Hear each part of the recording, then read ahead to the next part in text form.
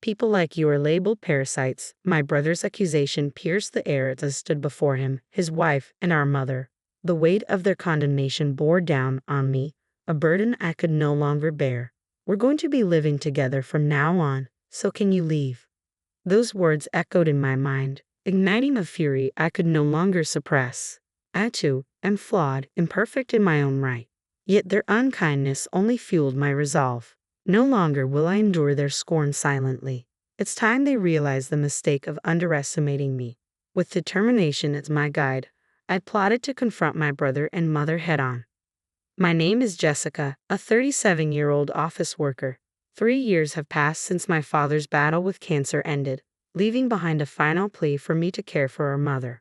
It was this solemn promise that drew me back to the family home. But instead of gratitude, all I received were endless demands, as if my sacrifices were expected, not appreciated. I'm heading out to grab dinner with the neighbors. Can you spare some cash? She casually tossed the request my way. Make sure you have some money ready for tomorrow.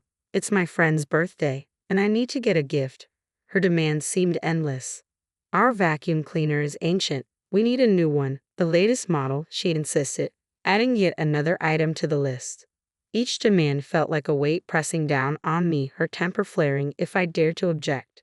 Reluctantly, I found myself acquiescing to her desires. Managing the constant stream of requests became a chore in itself. To streamline the process, I made her an authorized user on a separate account, transferring a lump sum to cover her expenses.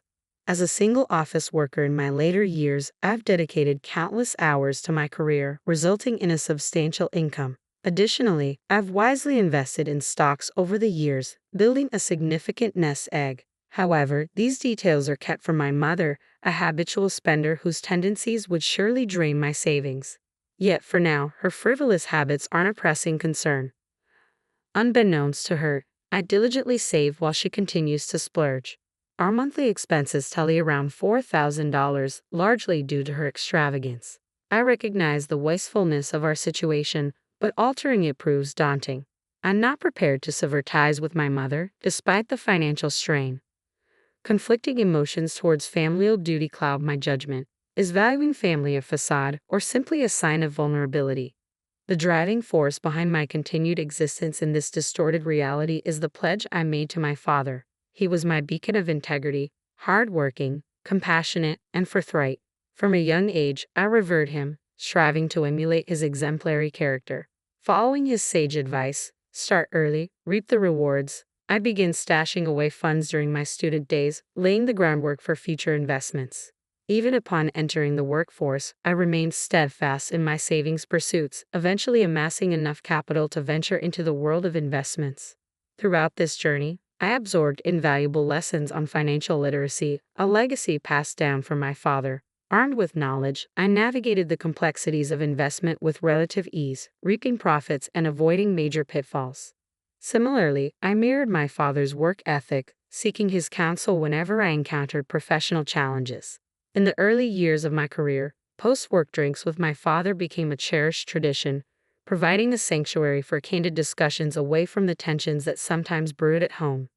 While my mother's presence occasionally injected discord into our conversations, those moments shared with my father offered solace and clarity amidst life's tumult. Under my father's guidance, I flourished in my career, finding both success and a newfound sense of self-assurance. My passion for my work deepened, feeling a profound dedication to my professional pursuits. Despite remaining single, I harbored no regrets about prioritizing my career. Life unfolded in a familiar rhythm. While my mother's extravagant tendencies remained a concern, I chose to focus on my work, allowing her the freedom to indulge in her habits. Yet, amidst the demands of my job, my mother insisted on assigning household tasks, blurring the lines between work and home life. Determined to maintain equilibrium, I endeavored to balance both spheres of responsibility. Over time, I honed my domestic skills, mastering chores, and even refining my culinary talents. I viewed these endeavors optimistically, imagining they might one day serve me well in marriage. Nevertheless, the weight of my mother's expectations grew burdensome. I sensed the need to break free from the confines of this suffocating existence, yearning for a life unencumbered by her demands. Amidst the chaos of my daily life, the presence of my older brother and his wife only served to compound my troubles. David, my elder by 2 years, and his wife Lily, who coincidentally shares my age, began frequenting our family home more often. While their visits weren't inherently problematic historically, David and I never saw eye to eye. Our personalities clashed relentlessly. I embodied the conservative and prudent traits inherited from our father, while David mirrored our mother's impulsive and carefree nature. Since childhood, David's approach to finances mirrored his personality. He spent recklessly, devoid of any foresight or planning, living purely for the present moment. Yet despite his financial missteps, he possessed a cunning charm, adept at winning our mother's favor whenever he found himself in need of funds. "Mom, I truly appreciate all your hard work and dedication to keeping our household running smoothly," David would croon, effortlessly weaving his way into her good graces. "I promise to lend a hand with chores next time." With honeyed words, he effortlessly manipulated her, securing whatever his heart desired. Not only was David adept at charming our mother, but he also excelled in sports, particularly soccer, where his skills earned him admiration from the community. To our mother, David was the epitome of pride, a son whose accomplishments reflected positively on her. Basking in his accolades felt akin to receiving praise herself. Thus, it became routine for her to indulge his every whim, showering him with affection and gifts. In contrast, my strengths lay in academia, lacking the prowess displayed by my brother in sports. Consequently, from my mother's perspective, there was little cause for celebration in my endeavors. I appeared unremarkable, often overshadowed by David's achievements. In the eyes of our neighbors, I was simply known as David's sister. This dynamic fueled my mother's favoritism towards him, leaving me feeling overlooked and undervalued. Moreover, my close bond with our father likely exacerbated her preference for David. Despite our father's attempts at impartiality, my mother's partiality only deepened David's arrogance and hostility towards me. Our strained relationship only served to further entrench my mother's allegiance to him, perpetuating the cycle of favoritism and resentment. "Jessica, move. You're blocking the TV." "Why should I? I was here first. The anime I've been waiting for is about to start. Move from that spot on the couch." "What? You've recorded that anime. You can watch it later. I want to watch it live now." "Just move." David's self-centeredness was a common occurrence, his desires always taking precedence. Despite the blatant unfairness of his demands, our mother consistently sided with him. Even in moments of conflict or disagreement, she remained steadfast in her support of David. "What are you doing, Jessica? David's show is starting, so move and let him watch." "But I was watching something." "Quit being selfish and let him watch. You go back to your room, you're just in the way." Mother's scolding reverberated through the air, her tone sharp and unyielding. Left with no recourse, I retreated to the solace of my room, while David claimed the couch without a hint of remorse. As if to underscore her favoritism, Mother returned with snacks and juice exclusively for David, disregarding my presence entirely. In the absence of our father, such partiality towards David only intensified, leaving me feeling increasingly alienated. Growing up amidst this dynamic, it was only natural for me to distance myself from David. As we transitioned into adulthood, my first encounter with David's wife, Lily, left an indelible impression. "So, you're Jessica, David's sister," she remarked, her words dripping with disdain. "You're every bit as plain and unfashionable as David described you. It's no wonder you lack any charm." I was rendered speechless, the sting of Lily's words cutting deep during what should have been a joyous family gathering. While such comments might have warranted reprimand from other family members, David and Lily appeared to revel in their cruelty, leaving me with an instant aversion towards Lily. Her disdainful remarks became a recurring theme, tarnishing even the most cherished family gatherings from New Year's celebrations to Independence Day. "Jessica, we're the same age, yet here you are, still single. Have you ever even had a boyfriend?" Lily's taunts echoed through the room, amplified by David's chuckles of agreement. "No man would ever consider someone as ordinary as you. Jessica's always been devoid of worth, with nothing to offer," they jeered in unison, their words a harsh reminder of their disdain for me. In my father's absence, David and his wife seized the opportunity to demean me, with my mother offering no defense, only joining in their laughter. Consequently, every family gathering at our parents' home became an ordeal for me. Several years ago, when David was transferred for work, the frequency of these uncomfortable gatherings diminished, offering me a semblance of peace. However, his recent return brought back the unwelcome intrusion. Regardless of the season, David and his wife now visit every weekend, disrupting my routine and exacerbating the tension. You're still as unremarkable as ever, aren't you? Living at home at your age. It's simply unacceptable. Did you know they call women like you parasite singles? It's embarrassing to have someone like you as my sister-in-law. Their mocking words only adding insult to injury. David and Lily's harsh words strike a chord of truth within me. It's undeniably embarrassing. As the one who financially supports my mother's lifestyle, I find solace by retreating to my room whenever they belittle me. While they don't actively seek my company, I can't help but notice their outings with my mother. During these occasions, I hastily prepare and consume my meal before retreating to the sanctuary of my room, where I can work without much interaction with them.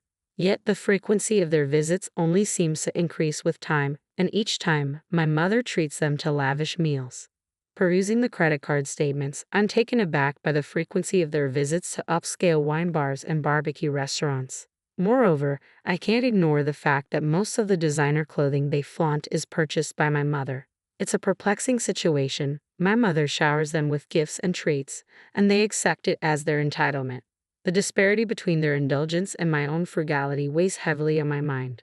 Finally reaching the end of my patience, I mustered the courage to confront my mother about her excessive indulgence towards David and Lily.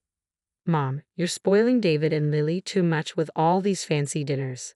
They both have jobs. Why don't you let them pitch in sometimes? My words ignited a fiery reaction from my mother, her face flushing with anger. Who do you think you are, telling me how to spend my money? How I treat David and Lily is none of your concern. Have you forgotten the favor of allowing you to live under this roof? Her words struck me like a blow, leaving me stunned by her audacity. It was perplexing how she could disregard all I've done for her, seemingly forgetting my contributions to our household.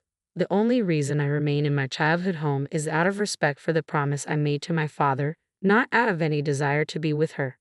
It appeared that Mother had shared our recent disagreement with David and Lily as they arrived at the house a few days later with stern words. Jessica, it's time to face reality. The only reason you're still here is because of Mom's kindness. How could you betray her like this? People like you are nothing but parasites, Jessica. It's time for you to leave this house. Excuse me, you heard us correctly. We're going to be living here with Mom from now on. So, could you please make arrangements to leave? With a heavy burden weighing on my shoulders, the trio launched into a tirade against me. My patience waned as their words cut deeper. I'm no saint. There's no reason for me to continue being kind to people who treat me like this. It's too late for them to realize the error of their ways. In that moment, a plan for retribution formed in my mind against David, Lily, and Mother. I understand. If my leaving brings you satisfaction, then so be it. The couple's malicious grins only fueled my resolve. Remember your promise. If you're still here when we return, we won't hesitate to evict you. With determination coursing through me, I bid farewell to the house. Let's start anew, Mom. Yes, I'm thrilled. It'll be wonderful living with David and Lily. What a joy it will be. As they gleefully discussed their future, I retreated to my room, immediately setting out to find a new home. Opting for practicality over extravagance, I settled for an affordable apartment near my workplace, prioritizing safety and convenience. With the logistics swiftly arranged, I notified Mother of my impending move. In response, she wasted no time informing David and Lily. A week later, my relocation was complete, and it became clear that Mother's allegiance lay elsewhere. She embarked on a vacation with the couple, only returning in time for David and Lily's move into our family home. Soon after, Mother's voice crackled through the phone, laced with shock and anger. Jessica, what's going on? Where are all the furniture and appliances? Well, I bought them with my own money, so I took them with me, I replied calmly. Don't be absurd. I bought those with my money. Remember, you asked me to replace them, and I did. I paid for everything. Mother's frustration was palpable. You're mistaken. I've been using my own credit card for purchases, I countered. It seemed Mother had conveniently forgotten that the card she used was provided by me. But I let her accusations roll off me, ending the call casually. Eventually, Mother attempted to replace the missing items, only to find the bank account linked to her credit card had been emptied. A few days later, I received a call from David. Mom's credit card isn't working. What's going on? You're behind this, aren't you? David's accusatory tone sliced through the air, revealing his keen intuition.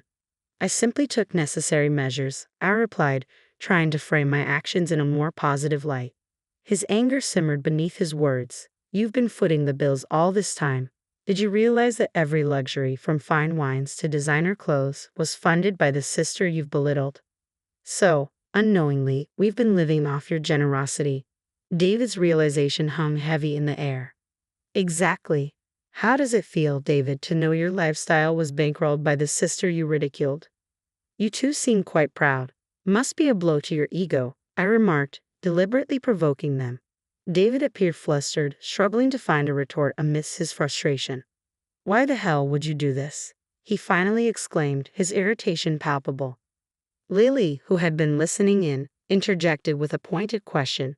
Why didn't you inform us earlier? Mom, does this mean you have no money left?